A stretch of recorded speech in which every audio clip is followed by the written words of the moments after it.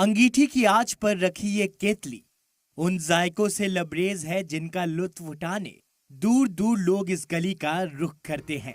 ये दुकान है पप्पू चाय वाले की, जिसके मुरीद यहाँ के लोग तो हैं ही, खुद वजीर आजम भी हैं। वाराणसी आए और पप्पू चाय वाले की दुकान पर चाय ना पिए, ऐसा बहुत कम ही होता है।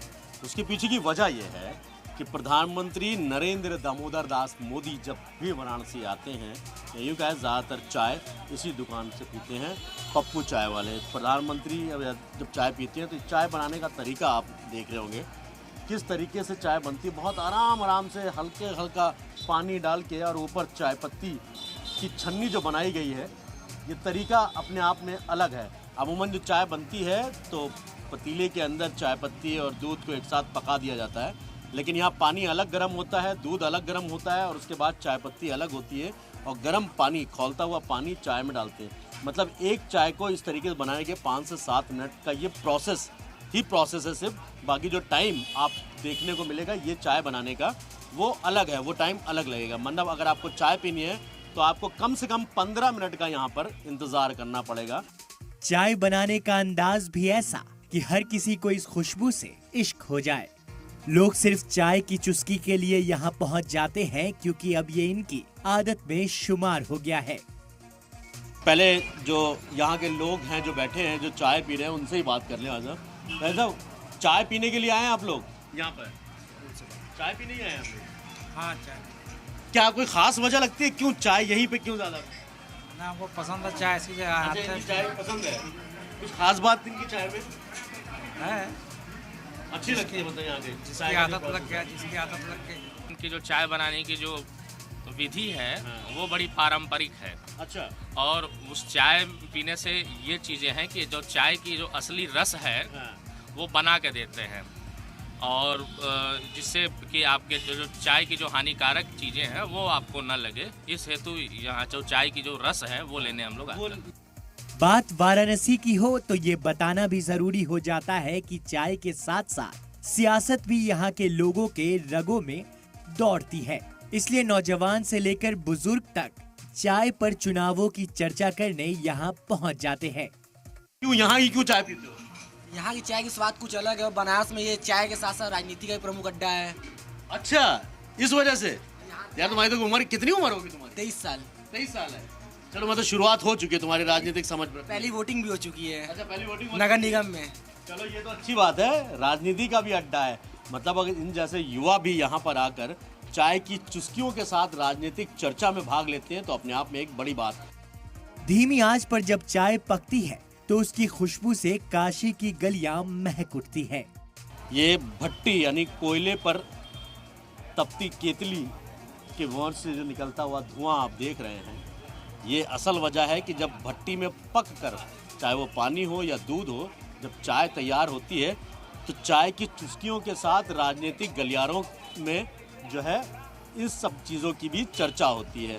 यानी ये देसी अंदाज अब आप भूलते नजर आ रहे होंगे, आपको ये चीज़ें नहीं देखने को मिलती है। खुद वजीर आजम मोदी भी इस चाय के शौकीन हैं, लेकिन यहाँ के लोगों का कहना है कि वो वजीर आजम बहुत बाद में बने हैं।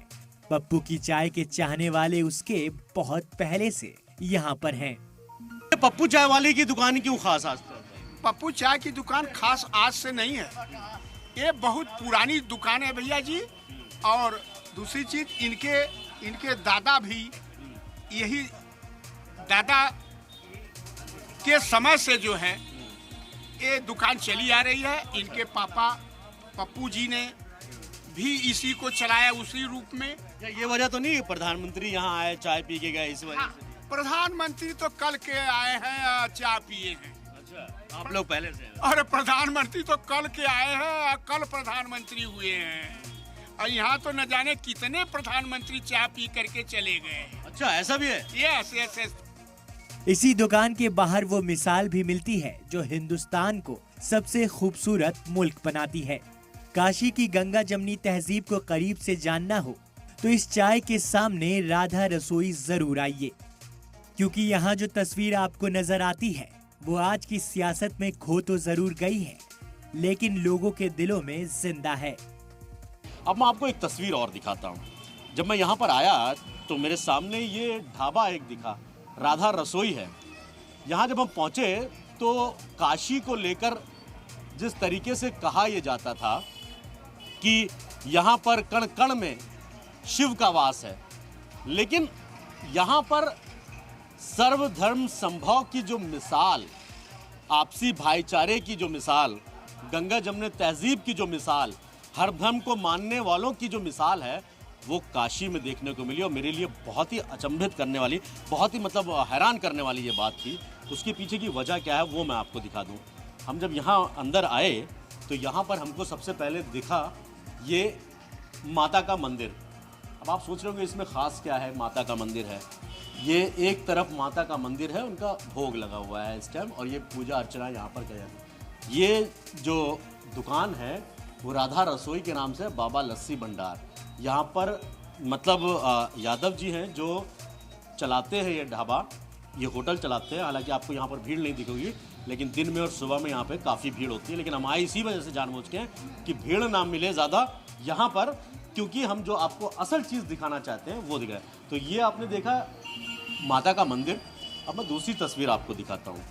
ये तस्वीर इतनी अहम इसलिए हो जाती है कि जहाँ पूरे मुल्क में नफ़रतों का बाज़ार इतना ज़्यादा गर्म है, वहीं काशी के अंदर एक ही मकान के अंदर, एक ही ढाबे के अंदर, जहाँ एक तरफ माता का मंदिर है तो वहीं दूसरी तरफ लोहे पुरानी, चारों पुल और जितनी भी जो कलमे हैं साथों, वो लिखे हुए एक तस्वीर यहाँ पर लगी हुई है। अब इसके पीछे की कहानी क्या है वो मैं आपको बता दूँ।